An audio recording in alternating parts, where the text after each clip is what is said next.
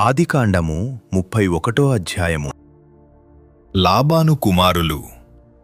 మన తండ్రికి కలిగినది యావత్తును యాకోబు తీసుకొని మన తండ్రికి కలిగిన దాని వలన ఈ యావదాస్తి సంపాదించెను అని చెప్పుకొనిన మాటలు యాకోబు వినెను. మరియు అతడు లాబాను ముఖము చూచినప్పుడు అది నిన్న మొన్న ఉండినట్లు అతని ఎడల ఉండలేదు. అప్పుడు యెహోవా, నీ పితరుల దేశమునకు నీ బంధువుల యొద్దకు తిరిగి వెళ్ళుము, నేను నీకు తోడయుండెదను అని యాకోబుతో చెప్పగా, యాకోబు పొలములో తన మంద యొద్దకు రాహేలును లేయాను పిలువనంపి వారితో ఇట్లనెను. మీ తండ్రి కటాక్షము నిన్న మొన్న నా మీద ఉండినట్లు ఇప్పుడు నా మీద నుండలేదని నాకు కనబడుచున్నది. అయితే నా తండ్రి యొక్క దేవుడు నాకు తోడయ్యున్నాడు. మీ తండ్రికి నా యావచ్చక్తితో కొలువు చేసి తినని మీకు తెలిసేయున్నది. మీ తండ్రి నన్ను మోసపుచ్చి 10 మార్లు నా జీతము మార్చెను. అయినను దేవుడు అతని నాకు హాని చెయ్య నీయలేదు. అతడు పొడలుగలవి నీ జీతమగునని చెప్పిన ఎడల అప్పుడు మందలన్నీయూ పొడలుగల పిల్లల నీనెను. చారలుగలవి నీ జీతమగునని చెప్పిన ఎడల అప్పుడు మందలన్నీయూ చారలుగల పిల్లల నీనెను. అట్లు దేవుడు మీ తండ్రి పశువులను తీసి నాకిచ్చెను. మందలు చూడుకట్టు కాలమున నేను స్వప్నమందు కన్నులెత్తి చూడగా, గొర్రెలను దాటు పొట్టేలు చారలైనను పొడలైనను మచ్చలైనను గలవయ్యుండెను. మరియు ఆ స్వప్నమందు దేవుని దూత యాకోబు అని నన్ను పిలువగా, చిత్తము ప్రభువా అని చెప్పితిని. అప్పుడు ఆయన, నీ కన్నులెత్తి చూడుము, గొర్రెలను దాటుచున్న పుట్టేళ్లన్నీయు చారలైనను పొడలైనను మచ్చలైనను గలవి. ఏలయనగా లాబాను నీకు చేయుచున్నది యావత్తును చూచితిని. నీవెక్కడ స్తంభము మీద నూనె పోసితివో, ఎక్కడ నాకు మ్రొక్కుబడి చేసితివో ఆ బేతేలు దేవుడను నేనే. ఇప్పుడు నీవు లేచి ఈ దేశములో నుండి బయలుదేరి నీవు పుట్టిన దేశమునకు తిరిగి వెళ్ళుమని నాతో చెప్పెను అనెను. అందుకు రాహేలును లేయాయు, ఇంక మా తండ్రి ఇంట మాకు పాలు పంపులెక్కడివి? అతడు మమ్మును అన్యులుగా చూచుటలేదా? అతడు మమ్మును అమ్మివేసి మాకు రావలసిన ద్రవ్యమును బొత్తిగా తినివేశను. దేవుడు మా తండ్రి యొద్ద నుండి తీసివేసిన ధనమంతయు మాదియు మా పిల్లలదియునయ్యున్నది గదా.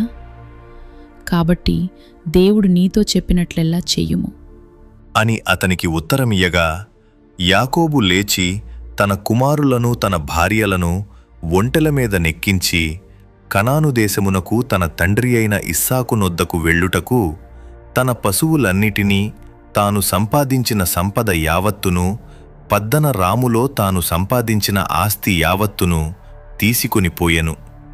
లాబాను తన గొర్రెలబొచ్చు కత్తిరించుటకు వెళ్ళియుండగా రాహేలు తన తండ్రి ఇంటనున్న గృహదేవతలను దొంగిలెను. యాకోబు తాను పారిపోవుచున్నానని సిరియావాడైన లాబానుకు తెలియచేయకపోవుట వలన అతని మోసపుచ్చినవాడాయెను. అతడు తనకు కలిగినదంతయు తీసుకొని పారిపోయెను. అతడు లేచి నది దాటి గిలాదను కొండతట్టు అభిముఖుడై వెళ్ళెను. యాకోబు పారిపోయెనని 3వ దినమున లాబానుకు తెలుపబడెను. తడు తన బంధువులను వెంటబెట్టుకొని 7 దినముల ప్రయాణమంత దూరము అతని తరుముకొనిపోయి గిలాదు కొండమీద అతని కలిసికొనెను. ఆ రాత్రి స్వప్నమందు దేవుడు సిరియావాడైన లాబాను నొద్దకు వచ్చి, నీవు యాకోబుతో మంచిగాని చెడ్డగాని పలుకకుము, జాగ్రత్త సుమి అని అతనితో చెప్పెను. లాబాను యాకోబును కలిసికొనెను. యాకోబు తన గుడారము ఆ కొండమీద వేసికొనియుండెను. లాబానును తన బంధువులతో గిలాదు కొండమీద గుడారము వేసికొనెను.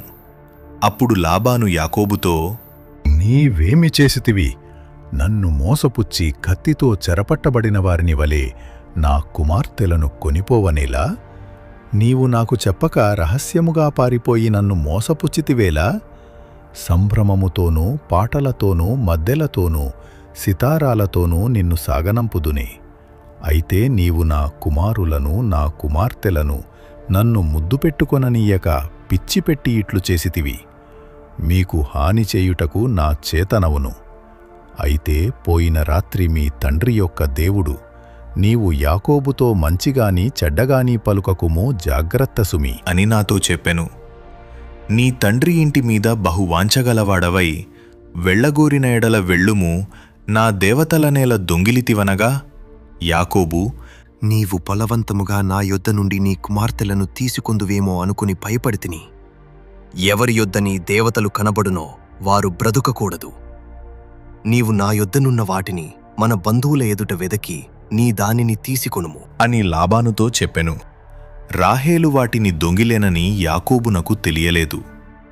లాబాను యాకోబు గుడారములోనికి, లేయా గుడారములోనికి, ఇద్దరి దాసీల గుడారములలోనికి వెళ్ళెనుగాని అతనికేమియూ దొరకలేదు. తరువాత అతడు లేయా గుడారములో నుండి బయలుదేరి రాహేలు గుడారములోనికి వెళ్ళెను. రాహేలు ఆ విగ్రహములను తీసుకొని ఒంటె సామాగ్రిలో పెట్టి వాటిమీద కూర్చుండెను. కాగా లాబాను ఆ గుడారమందంతటను తడవి చూచినప్పటికినీ అవి దొరకలేదు. ఆమె తన తండ్రితో, తమ ఎదుట నేను లేవలేనందున తాము కోపపడకూడదు, నేను కడగానున్నాను అని చెప్పెను. అతడెంత వెదకినను ఆ విగ్రహములు దొరకలేదు. యాకోబు కోపపడి లాబానుతో వాదించి అతనితో, నీవిట్లు మండిపడి నన్ను తరుమనేలా? నేమి చేసిన ద్రోహమేమి, పాపమేమి? నీవు నా సమస్త సామాగ్రి తడివి చూచిన తరువాత నీ ఇంటి వస్తువులన్నిటిలో ఏది దొరికెను? నావారి ఎదుటను నీవారి ఎదుటను అది ఇట్లు తెచ్చిపెట్టుము, వారు మన ఉభయుల మధ్య తీర్పు తీర్చుదురు. ఈ 20 ఏండ్లు నేను నీ యొద్దనుంటిని. నీ గొర్రెలైనను మేకలైనను ఈచుకొని పోలేదు, నీ మందపొట్టేళ్లను నేను తినలేదు. దుష్ట మృగముల చేత చీల్చబడిన దానిని నీ యొద్దకు తేక ఆ నష్టము నేనే పెట్టుకొంటిని. పగటియందు దొంగిలింపబడిన దానినేమి, రాత్రియందు దొంగిలింపబడిన దానినేమి నా యొద్ద పుచ్చుకొంటివి. నేను ఈలాగుంటిని. పగటి ఎండకును రాత్రి మంచుకును నేను క్షీణించిపోతిని. నిద్ర నా కన్నులకు దూరమాయెను. ఇదివరకు నీ ఇంటిలో 20 ఏండ్లు ఉంటిని. నీ ఇద్దరి కుమార్తెల నిమిత్తము 14 ఏండ్లును, నీ మంద నిమిత్తము 6 ఏండ్లును నీకు కొలువు చేసి తిని. అయినను నీవు నా జీతము 10 మారులు మార్చితివి. నా తండ్రి దేవుడు, అబ్రహాము దేవుడు, ఇస్సాకు భయపడిన దేవుడు నాకు తోడయ్యుండని ఎడల నిశ్చయముగా నీవు నన్ను వట్టి చేతులతోనే పంపివేసియుందువు. దేవుడు నా ప్రయాసమును నా చేతుల కష్టమును చూచి పోయిన రాత్రి నిన్ను గద్దించెను అని లాబానుతో చెప్పెను. అందుకు లాబాను, ఈ కుమార్తెలు నా కుమార్తెలు, ఈ కుమారులు నా కుమారులు, ఈ మంద నా మంద, నీకు కనబడుచున్నది అంతయూ నాది. ఈ నా కుమార్తెలనైనను వీరు కనిన కుమారులనైనను నేడు నేనేమీ చేయగలను? కావున నేనును నీవును నిబంధన చేసుకొందము రమ్ము, అది నాకును నీకును మధ్య సాక్షిగా ఉండును అని యాకోబుతో ఉత్తరమియ్యగా, యాకోబు ఒక రాయి తీసుకొని దానిని స్తంభముగా నిలువబెట్టెను. మరియు యాకోబు, రాళ్ళు కూర్చుడి అని తన బంధువులతో చెప్పెను. వారు రాళ్ళు తెచ్చి కుప్పవేసిరి. అక్కడ వారు ఆ కుప్ప యొద్ద భోజనము చేసిరి. లాబాను దానికి యగర్షాహదూత అను పేరు పెట్టెను. అయితే యాకోబు దానికి గలేదు అను పేరు పెట్టెను.